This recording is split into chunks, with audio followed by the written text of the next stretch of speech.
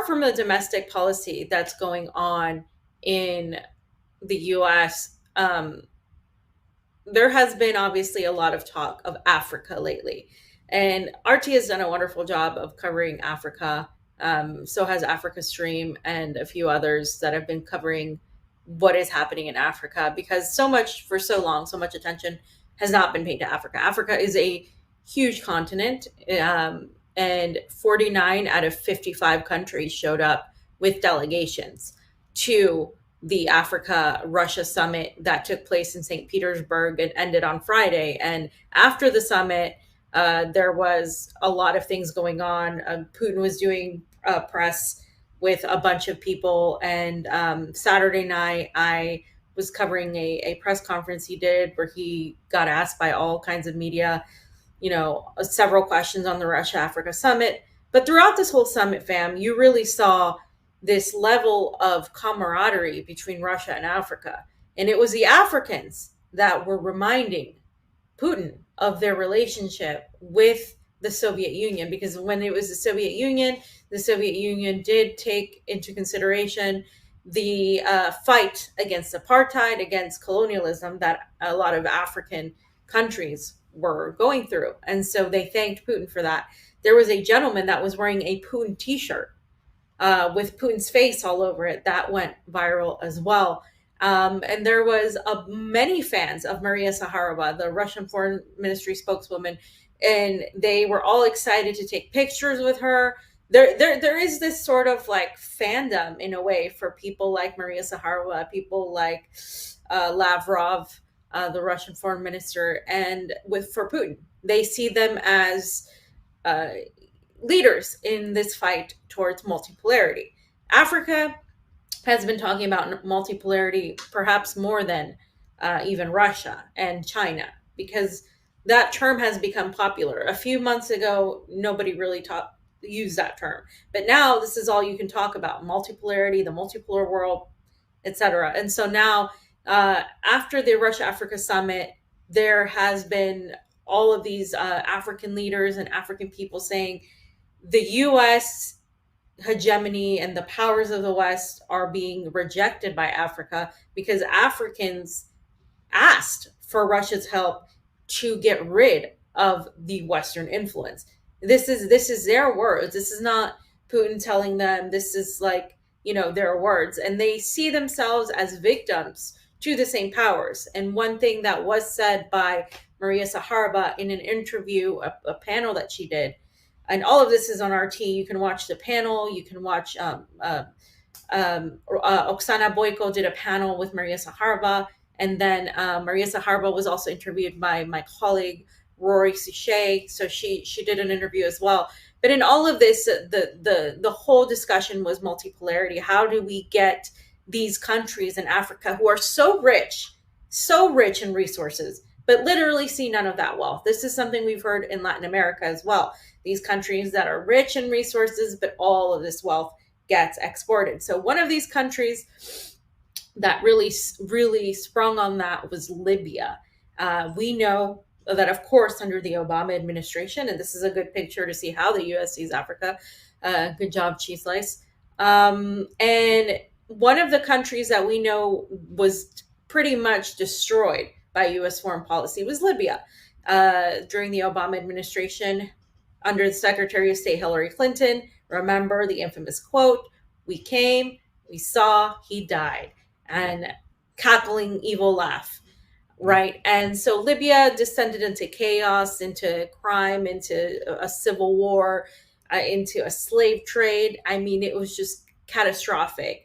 Muammar Gaddafi was a leader that was viewed by the United States as a threat. They tried to paint him as a dictator, as evil, but he was actually, if you talk to anybody that was pro Muammar Gaddafi, they said he raised the standard of living. He was providing for the people of Africa, and he wanted to bring a sort of Pan-Africanism to the continent. And of course, he was eliminated. And we know how he died. Pastas talked about it many times. It was awful. And this was, of course, a U.S.-backed coup. And one of the delegates that showed up to the Russia-Africa summit asked Putin, um, for help in ousting. Okay, appeal to Putin for help, and you can put the tweet up for ousting the troops, any sort of foreign troops from their territory. And they're not the only ones, because we're going to talk about Burkina Faso. But he said, we appeal to our friends in the Russian leadership and our friends in African countries to help us withdraw all foreign troops from our territory. This was said by the Libyan Presidential Council chairman, Mohammed Al Menfi, at the Russia Africa Summit when he was addressing Vladimir Putin. Okay. And if you scroll down, or if you go to the next tweet, I believe I put Vladimir Putin there's a tweet under there by Donbass Dabushka, and it's a video of Vladimir Putin, right there, yeah, the third one, DD Politics, that video, yeah. Let's hear what Putin says to this statement real quick, and then we'll talk about it. Устойчивой нормализации в Ливии. Мы прекрасно это понимаем, отдаем в этом отчет. Россия намерена и далее содействовать продвижению на ключевых треках урегулирования on the basis of unity and sovereignty and the territorial integrity of the Libyan state. Услышал, что вы сегодня сказали. I heard what you said today about the withdrawal of all the armed forces of third вооруженных countries. сил третьих стран. Вы знаете тоже You нашу know our позицию. position. Сейчас поговорим об этом тоже. We'll talk more about that in a moment. Thank you. Движение устойчивого. Fam, how can you not like Putin? It's like everybody like hates on this fucking guy, but every time he speaks, it just seems so. Listen, we're going to respect your territory here. We're not trying to advance. I say this all the time, and this is something when I had Dr. Cornel West on the show and we talked about. I think that you're classifying Russia and China as empires, right? Empires to me are what the United States is doing, is going around putting bases everywhere, trying to infringe military-wise on all these other countries, these other sovereign countries. I would look at Russia and China as a superpower. They come in with their checkbook. They come in with their engineering, their infrastructure abilities. That's how they come in there. And it's obvious to me, it's a simple choice these African countries have to make. You want to take the crazy, nuts, militaristic, empire expanding United States to come in there? Or do you want to take Russia or China to come in there? And this is something that the Americans, the mainstream Americans, need to get in their head to stop looking at China. They still have this mentality, and a lot of this has to do with the propaganda in which they are taught, growing up, the empire education that Johnny used to refer to, that if we don't do what we're doing and we don't police the world, then China and Russia will take over, that we need to do it. It's almost a justifying or a manufacturing of consent for expanding the empire and regime change when we don't have to do that. I want to go take on these countries economically. And I don't want to take them on economically. Is that I think that we as a country have some great people here. We have some great workers, some great ingenuity, and we need to tap into that. If we're going to be the old great US of A and we're the best country in the world and all that shit, well, let's show it. Let's show it the way we work, our engineering, our mindset, our thoughts, our productivity. Let's get back to that stuff. You know what I'm saying? And then let's expand that. Let's offer that to Africa rather than offering them, hey, you don't do this, otherwise we're going to put a military base here, we're going to overthrow your government. We have to change the whole mindset, fam.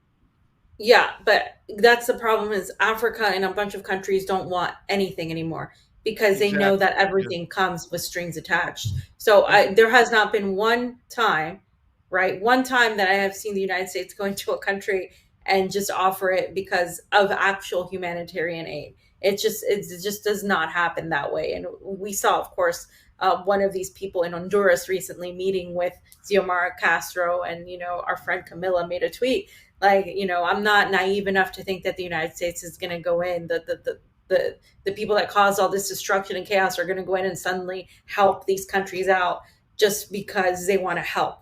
That's just not where our government is right now. So I think the best thing we can advocate is national sovereignty and freedom to these countries, and they can choose who they want to work with.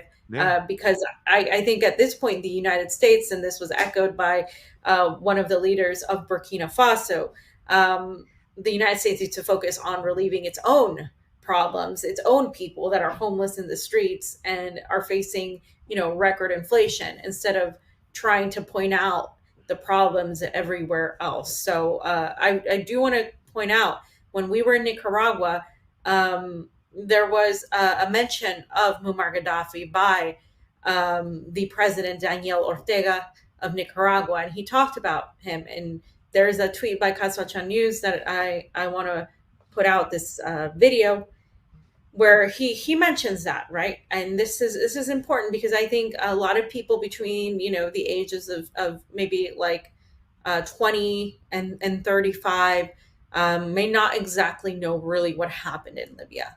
And and it was just so quick and so fast that really a lot of it was kept under the table. So let's go ahead and play what he said, and I'll go ahead and read it, fam. And this is a picture of Gaddafi with Ortega from back in the day.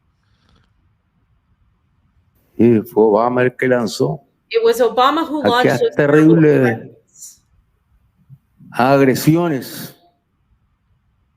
contra against fraternal peoples, pueblos revolutionary peoples hermanos, of solidarity, pueblos revolucionarios, solidarios. Basta for which we remember a our nuestro brother hermano Muammar Gaddafi. Gaddafi. No podemos. We cannot forget how he inmediatamente immediately, con el with triunfo de the la triumph revolución y viendo la of our agresión que sufría revolution Nicaragua, and seeing the se aggression that solidarizó Nicaragua con Nicaragua showed solidarity with Nicaragua. y nos dio And solidaridad he gave us unconditional solidarity. incondicional. El imperialismo Imperialism cared little le importaba poco en about the progress and lo well-being que that Gaddafi brought progreso, with el him. bienestar que le llevaba Gaddafi y le llevó And he al brought to the pueblo Libyan y people también and also to al the pueblo people que who are están al further sur south in that de toda entire esa area. zona. Destruyeron, They destroyed Libya. They bombed it. la bombardearon y la Miss señora Hillary Clinton Hillary gave Clinton statements, dando jumping unas up in declaraciones rage, que brincaba de rabia, tronando contra thundering Libia y against contra Libya and Gaddafi. against Gaddafi. Y cómo cuando When Gaddafi Gaddafi was es killed, asesinado, porque Gaddafi because Gaddafi no was era de not los one que to se rendían, surrender. no era de los He que was se not one rendían. to sell out. Cuando Gaddafi es And when asesinado, Gaddafi was cómo assassinated, how that brincaba de lady alegría la jumped señora, for joy, brindando con toasting with champagne to champán the assassination of por el Gaddafi. asesinato de Gaddafi. ¿Y qué hicieron? Destruyeron un estado. Ahí está Libia, destrozado. Fam, I remember we were there and you were like, he's talking about Gaddafi and Hillary Clinton. I'm like, I'm kind of picked it up. Thank God he talks nice and slow, man. Yeah. I mean, she was jumping with joy. I mean, she was having like an orgasm talking about how he was murdered. Yeah. And if you want to ask people like, and I'm a fan of Minister Luis Farrakhan about what Gaddafi did for the Nation of Islam, so much for them to help them out. You know what I'm saying? And praised Gaddafi, praised his social programs, you know, how people got electricity, how when people got married, they got things from the government. That Tripoli was one of the most beautiful towns in Africa, you know, one of the greatest cities, and now it's just reduced down to shit. And if you can really quickly, I just want to say one other thing too. Cheese slice. Put up that map you had real quick of Libya, because I want people to understand this too as well, because this is something that Gaddafi warned about, fam. He said, if you overturn my country, it's going to be crazy. You're going to cause chaos here in Libya, and the migration to Europe is going to be more than you can ever handle. People will pass through Libya to go over to these countries, and that is what's happened. So when you see a lot of people complaining about, oh my God, Europe and Spain and France is now taken over by Muslims and migration. Well, hello. Why are we invading these countries? Why are we causing these problems? Since the fall of Gaddafi, since they overthrew him, since he was killed, migration has been out of hand because Libya has now been turned into a slave state. And it ties into what we're talking about today when it talks about why we have so much migration to the southern border. Hey, man, you know, it's like Camilla said when we were there. This is an occupation by the West. You know, it's not just going in there and messing around. It's an occupation in Latin America. 82 bases, right? And we're stealing their resources. We're removing their elected leaders, whether it be over in Africa, whether it be in Latin America, wherever it be. This is the number one cause for migration. You're turning their countries into a hellhole because then you go and you support the craziest dictators, the most radical dictators, just so you could control the resources in another person's country, just so you could thrust your monetary system in another country. It's disgusting what the West does. It's disgusting what they did in Libya. It's disgusting what they're trying to do in Africa. So I don't want to hear that, well, China's doing the same thing too. No, they're not. They're coming in with their checkbook, their ingenuity, their engineering, their infrastructure, and that's the way it needs to be done. Not with a missile, a gun, and a threat like the West does. And we already showed the next video, so let's go to the old Gaddafi video where he warns about all of this. I jumped ahead. I'm sorry. And no, you didn't. You're good. This is the one where he talks about what would happen. And he said this at the Arab League Summit. RT posted this. Let's take a listen. شو سبب تدمير العراق وغزو العراق وقتل مليون عراقي؟ The invasion for killing of 1 million Iraqis. What was the reason? وخلاص بقى Let our الامريكان American يجاوبون friends answer this question. على السؤال اللي حاير. لماذا العراق؟ Why Iraq? What is the reason?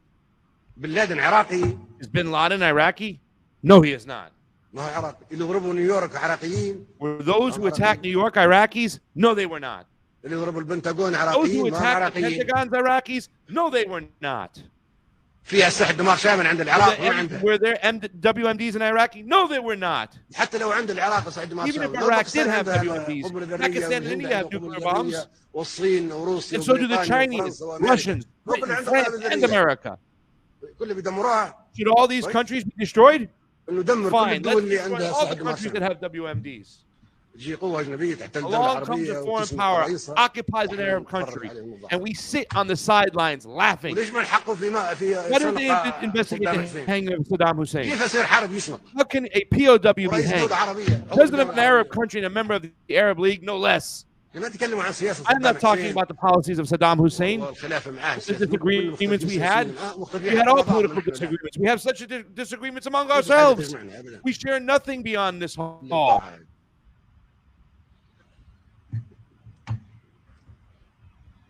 ليش ما يكون في Why won't there be an investigation to the killing of تحقيق Saddam في مقتل Hussein? صدام حسين؟ قيادة عربية Entire بالكامل Arab تقتل League تشنق وشانق عند leadership فرق is لماذا؟ hanging on the sideline. Yet we sit on the sidelines. Why?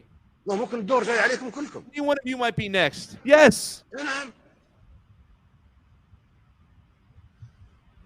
ليش امريكا قاتلت مع صدام America حسين fought ضد alongside الخميني؟ Saddam Hussein كان against صديقها. Khomeini. تشيني كان صديق He was صدام their حسين. friend. Cheney was a friend of Saddam Hussein. رامسفيلد كان وزير دفاع. Rumsfeld, the U.S. Defense Secretary, at the time of Iraq was destroyed, was a close friend of Saddam Hussein. Ultimately, they sold him out now. أصدقاء أمريكا نحن You أصدقاء are friends أمريكا. of America. Let's say that we are not you. قد توافق أمريكا على شنقنا في One of يوم. these days, America may hang us.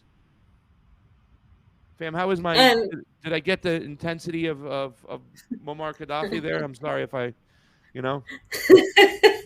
But he was right. I mean, in seriousness, he was right. And and you saw Assad there, and yeah, I mean, look at what happened after, right? And they killed him, and they went on. They killed Soleimani recently, right? They've killed so many people, and Libya is again what was done in Syria. What's still going on in Syria? I mean, he wasn't a prophet. He just saw the writing on the wall. Yeah. And he understood the instrument of U.S. foreign policy and what the playbook is and what they do time and time again.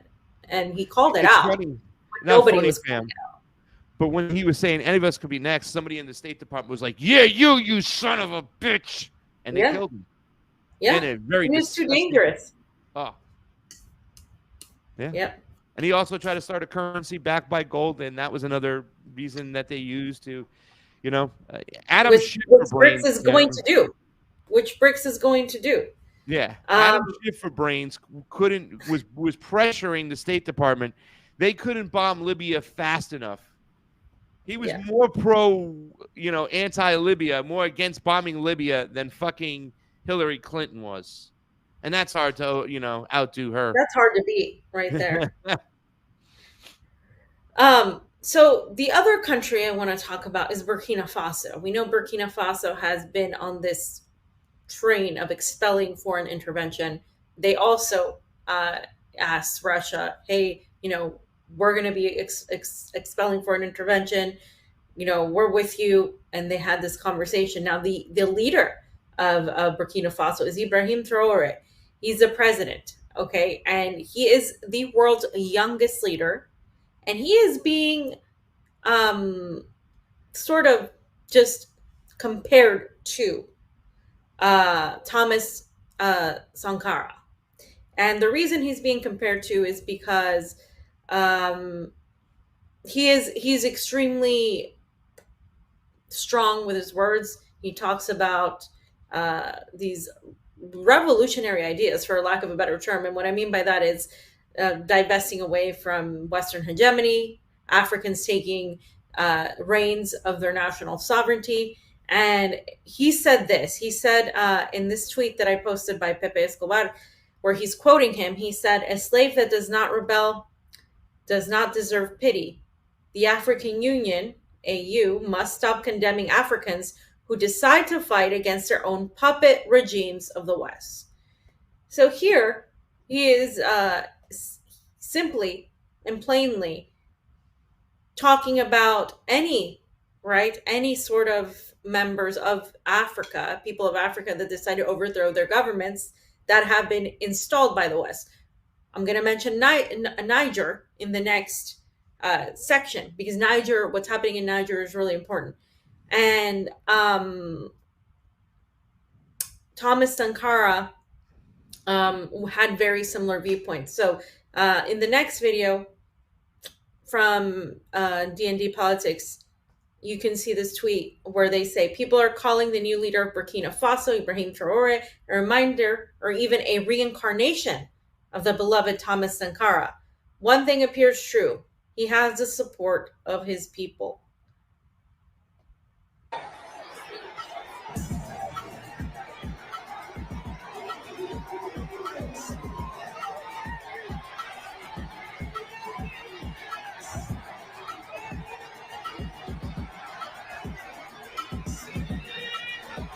And now, I want everybody to hear him speak, because this is why this guy is so popular, because the things he says.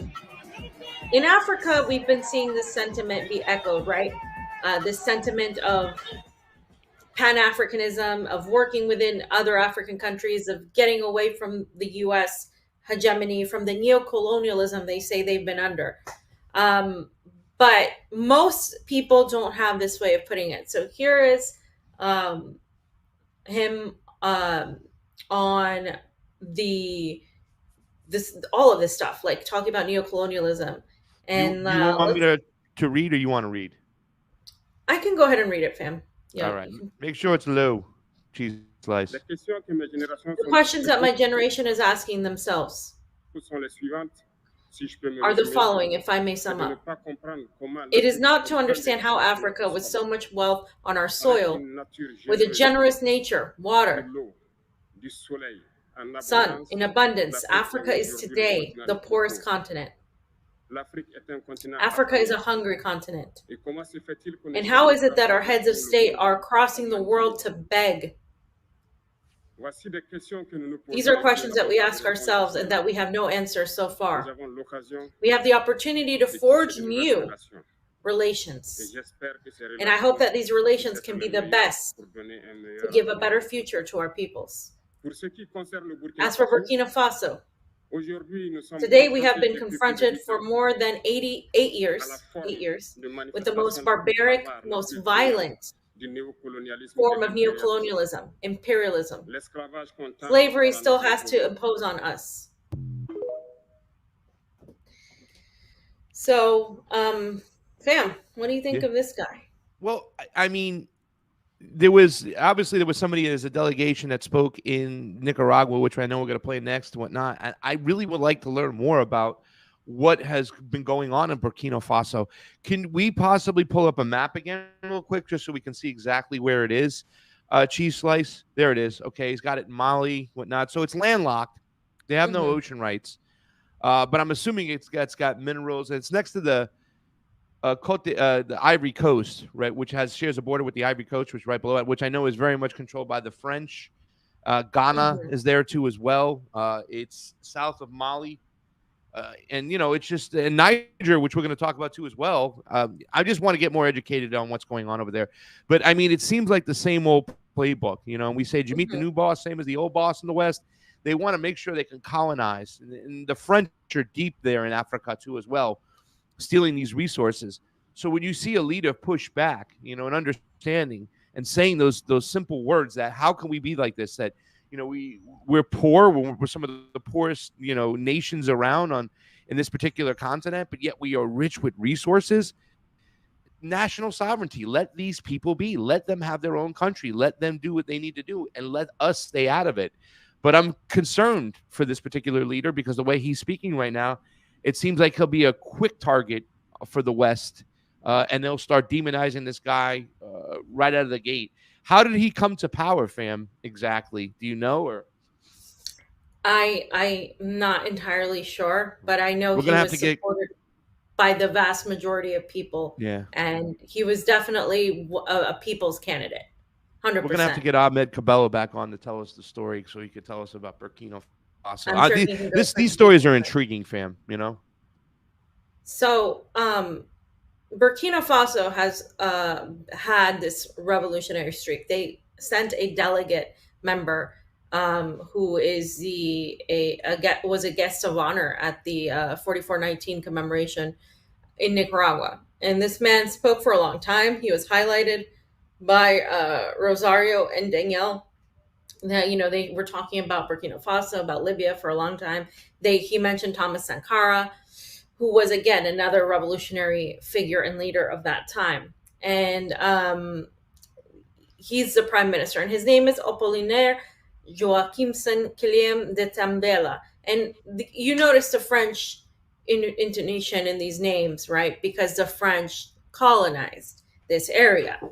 And he said a few words. So let's listen to what he said, fam. I'll read it. And he was worth listening to at that time. Madame la Présidente. Madame Vice President. Señora Vicepresidenta. C'est un honneur pour moi. It is an honor for me to be here in Nicaragua and at this ceremony. Et surtout d'être à cette cérémonie. Y en esta ceremonia. Vous avez bien fait de rappeler. You remember the visit of President Thomas Sankara here in 1986? Sankara. Ici en 1986. En el 86. Mais le président Daniel Ortega. President Daniel Ortega also went to our capital in 1986. También fue a nuestra capital. En 1986. En el 86. Et cela reste toujours dans nos mémoires. And that remains in our memory. Et quand je venais ici, when I came here, many people told me, muchas personas me dijeron, if you meet Daniel Ortega, greet him on my behalf. Dis-lui bonjour de ma part. Salúdelo de mi parte. Alors je vous salue. Entonces les So I greet you on behalf of all Burkinabés. De la parte de todos los burkinos.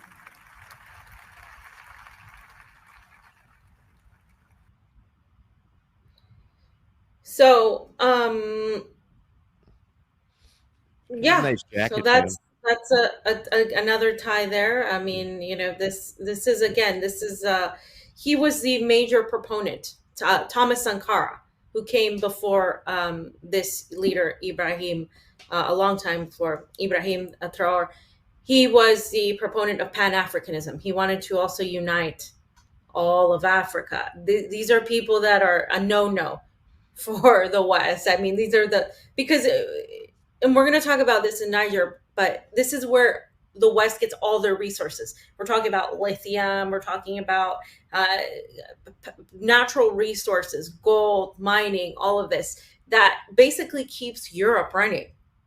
If they don't have access to these resources, it's going to affect them gravely. And that's exactly what's going to happen in France And this is precisely why, of course, he was a threat to that. I mean, this guy was a socialist, Thomas Sankara. He was described as a socialist, and he was definitely somebody that was evoking this national sovereignty for the people of Africa. And he talked about revolution. He was supportive of Cuba. He was supportive of all of the people that were fighting a Western hegemony at that point. So it'd be good to do like a deep dive into Thomas Sankara and into who he was and Burkina Faso, and how now we have this leader that many are saying echoes the same type of sentiment, not just with his words, but within the people. He has that charisma that people like, and that a lot of people are following, because people are really hungry in Africa for this movement. A lot of people have been feeling this way for a long time. I think I have a video summing up basically. This is South African President Cyril Ramaphosa to Vladimir Putin. This is what I'm showing this because we normally don't really get to hear what African leaders say. We don't see this coverage. CNN, MSNBC, even in independent media, very few people talk about Africa. But this is where everything is pivoting, right? We're pivoting south and east here. This is the multipolar world. This is BRICS. This is what we're going to be getting used to hearing more. So let's hear from Cyril Ramaphosa and what he said to Putin. President Putin, for welcoming us. Yes, we finished quite late, and I did say that you're a very hard worker. You drive things right into the early hours of the morning. It's wonderful to be working with a partner like you, because I'm a hard worker too. So that's very good. And thank you very much for hosting the Russia-Africa Summit. We believe that it was successful, most successful. It was well organized, and the outcome is very, very good. The declaration was well negotiated and well crafted, and it represents the views that the various countries that were here put forward together with your views, and I believe that we've got a declaration that can take our relationship between Africa and Russia forward. What is particularly pleasing is that Russia conducts its relationship with Africa at a strategic level, and it conducts it with a great deal of respect and recognition of the sovereignty of African states. And Russia has continued to be supportive of Africa, as it did in the past, even during the days of the Soviet Union. So we're very pleased that that spirit of cooperation continues, and we appreciate very much your own disposition towards it. I just want to reiterate what he said. Russia comes in with respect, and it respects the sovereignty of Africa. Those were his words. I mean, that is all people want. When we're talking about the difference between Russia and China versus the United States and how they do these foreign policy relationships, that's basically what it is. And Africa echoes that sentiment. This is South Africa now speaking. I shown 3 different countries that have echoed that same type of sentiment in Africa. Very different countries and different parts of the continent. They all echo the same type of just like a compliment on Russia. Fam, anything to say before I move on? Cheese Lights, we can go to Africa on past. We're going to skip the next video just for time's sake. Keep going on. Keep going with it. So there was this was said by the president of Uganda to Vladimir Putin, because I think, again, we're not hearing what these people say. We're listening to what the media says, how this went. He said, one facet of neocolonialism and colonialism was Africa being confined to producing only raw materials, crops like coffee and minerals. I can give you an example. The global business for coffee is worth $460 billion. That is the value of the coffee business in the world. But out of those $460 billion, the coffee producing countries of the whole world share only $25 billion, and Africa shares only $2.4 billion out of the $460 billion. This issue is the biggest stunting factor. Why the African economies are stunted. They do not grow because all the value is taken by other people. Germany earns more from coffee than the whole of Africa. Germany earns $6.85 billion from coffee, while Africa earns only $2.4 to $2.5 billion.